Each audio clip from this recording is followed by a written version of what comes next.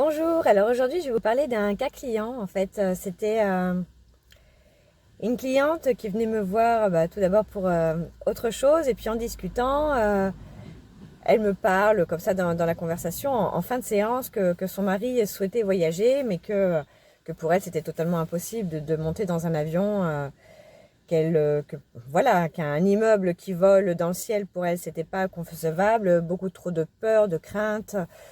Et puis le mal de transport également. Elle me dit, voilà, je vais prendre l'avion, au pire, je prends un médicament pour m'endormir, soit, mais arrivé là-bas, parce que son mari voulait aller en Thaïlande. Arrivé là-bas, après, il va falloir prendre des bus, il va falloir prendre des bateaux.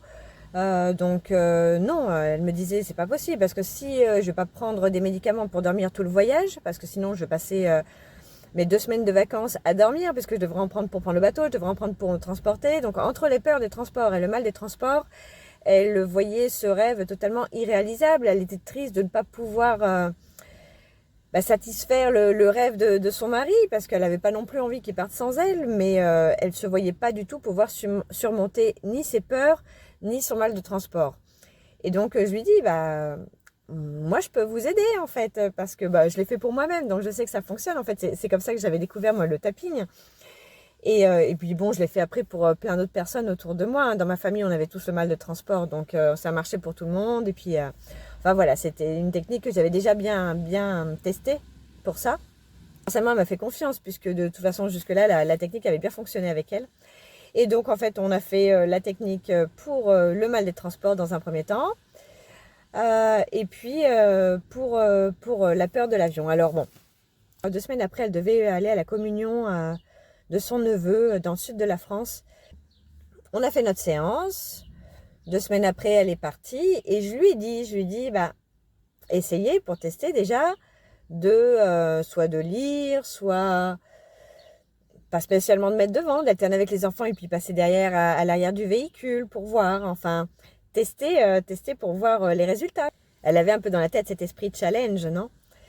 Et donc effectivement, elle a fait le trajet. Alors elle a lu, elle a regardé son téléphone, elle a échangé avec son fils à l'arrière. Son fils de 14 ans est passé devant du coup et elle était à l'arrière avec sa fille. Et elle m'a dit, mais c'était fantastique, je n'avais jamais pu faire un voyage dans ces conditions en fait, sans mal-être, sans aucun mal-être, très très bien. Donc on a continué, on a fait sur la peur des transports. Alors pour ça déjà on a évalué dans un premier temps sa peur. Donc voilà, donc je lui ai demandé de me dire sur une échelle de 1 à 10 en fait comment elle ressentait sa peur de voyager en avion et de partir donc faire ce grand voyage. Et sur le coup elle me dit, bon, je peux pas vous dire 20 parce que c'est de 1 à 10, mais ce serait 10 plus. Donc on a fait la séance. En terminant la séance, je lui reparle, je lui pose un peu les mêmes questions que je lui avais posées au départ. Elle me dit, je sais pas trop en fait. D'un autre côté, comme c'est pas prévu, elle avait déjà un grand, elle était déjà relaxée en fait par rapport à ça. Et donc je l'ai incitée. Alors bon, c'est vrai qu'elle voulait aussi. Ils fêtaient leurs 30 ans de mariage avec son mari et elle avait vraiment envie de faire plaisir, tout ça. Et ici, on a laissé le temps couler. Enfin voilà, moi je n'ai pas eu de nouvelles pendant quelques temps.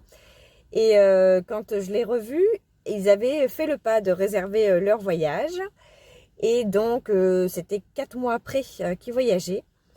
Et quand elle a fait donc son voyage en Thaïlande et dans de super conditions.